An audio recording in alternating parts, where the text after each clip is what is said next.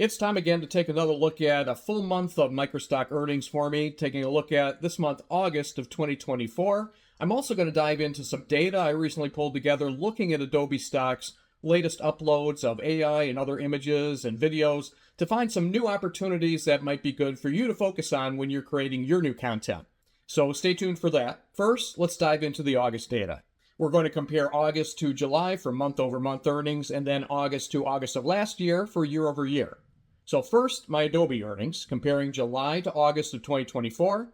In July, I earned $1,675 at Adobe, and in August, my total dropped to $1,542, which is a decrease of 8%.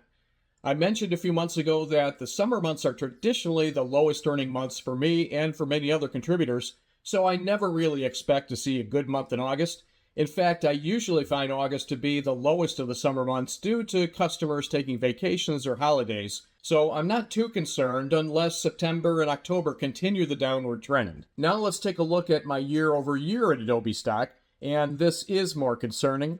In August of 2023, I earned $1,896, and jumping ahead to August of this year, I earned $1,542, which is about a 19% decrease. This is especially bad because I uploaded around 2,500 new images and videos in the past year, which grew my portfolio by about 8%. I think I have to attribute this to the increased competition from new contributors jumping in and claiming their piece of the pie, plus the widespread use of AI images, and of course those two things go hand in hand.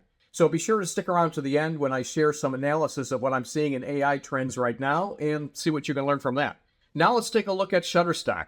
If you saw my last few monthly earnings videos, you might recall that I thought Shutterstock might finally be bottoming out and there could be days of increases ahead. But did August provide enough earnings to keep that hope alive?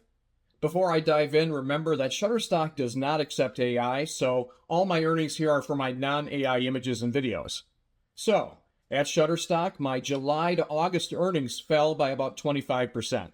So I may have to eat my words that things could be looking up at Shutterstock. Now, like I said, August is typically one of the very worst months of the year for earnings, so I was expecting it to be bad at Shutterstock, but not this bad. As for my year-over-year at Shutterstock, I'm down a whopping 46%. I could really use a bit of good news right now, and here it is, but it is just a bit. Let's look at Storyblocks, where I upload non-AI video. I saw a 1% increase from July. Not anything to get too excited about, but it's a nice change from the drops I saw at Adobe and Shutterstock. In fact, my number has been pretty much flat at Storyblocks all year. I do find it odd that my numbers there really don't change from month to month, but of course they tell you absolutely nothing about your daily earnings, what gets downloaded each day, and how much you made for each sale, so we just have to trust them that they're reporting accurately. Do you contribute to Storyblocks, and do you see your monthly earnings remaining flat from month to month, pretty much the same number every single month? It just seems very odd to me, but leave your thoughts in the comments. As for what topics or themes performed well for me in August, since things have been pretty quiet for me at all the big agencies in terms of downloads and earnings, it's no surprise that my top sellers are little changed from the last several months. Check out my June earnings video if you'd like to see what my top 10 selling topics are. And if you'd like to see what my top 100 earners are, stick around to the end of the video to see how I'm sharing those. Now let's get to the data that I teased earlier. There's at least one interesting bit of data in here that I think is a good opportunity for you, whether you're doing AI or photos or illustrations. Now, my last video looking at trends was just a few weeks ago, but there's already been significant shifts in Adobe Stock's numbers. A few weeks back, there were about 455 million total images at Adobe Stock, and that number has gone up by about 15 million. That's a 3.2% increase in just a few weeks. Now that's the total for all images, including photos, illustrations, 3D renders, and of course, generative AI. But as you can imagine, it's AI that's driving the number higher. The total number of non-AI images increased only by about 2 million or less than 1%, while the number of AI images went up by more than 12 million or nearly 12%. Keep in mind that these numbers are for newly approved uploads, not total submissions. We all know it can take quite some time to get new AI images approved, so the number actually submitted could be quite a bit larger. As of right now, AI images account for 25.3% or more than 1/4 of all images at Adobe Stock. That's up a fair amount from a few weeks ago when AI represented 23.3% of Adobe's total collection. Just as we did last month, let's look at something that could be an opportunity for you. I still believe that vertical images are a big area of potential growth.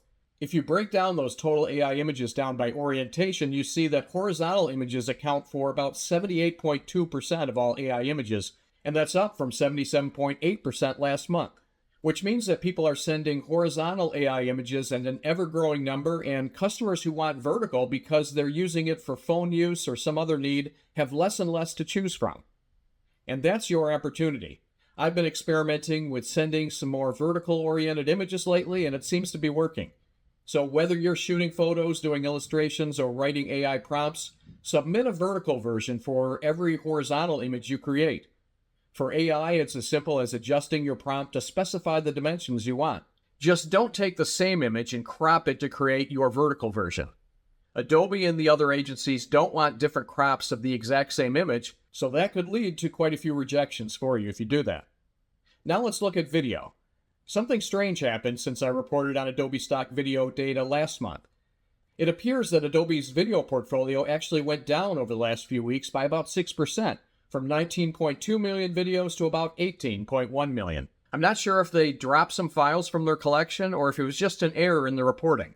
But that's what the total shows as of today. AI videos account for just about 783,000 or 4.2% of the total collection of videos at Adobe, which is up just a hair from last month at 4.1%. As of today, 4K videos account for 78.2% of Adobe's total video portfolio, and that number was just 74.8% a few weeks ago. That means if you're not submitting video at 4K, you're facing an ever-growing amount of competition who can offer your customers clips they need in a higher resolution. So if you have the processing capability and storage to create 4K and the bandwidth to upload it, you should be focused on providing 4K video. I hope this look at the latest data is helpful to show you where to focus your efforts moving forward, and I have even more information to share in a course that aims to help you make more money selling images and videos online. Here's a look. You've seen the opportunity exists to make some significant passive income, but wherever there's money to be made, there's also competition. And the fact is, there is a lot of competition today. It's been estimated there are about 500,000 people with accounts at the various stock agencies. While some point to this as too much competition for anyone to be making any real money today, I see it as proof that it remains a lucrative income stream for a lot of people. It's like the old saying, no one goes to that restaurant anymore, it's too crowded. That logic just doesn't make sense.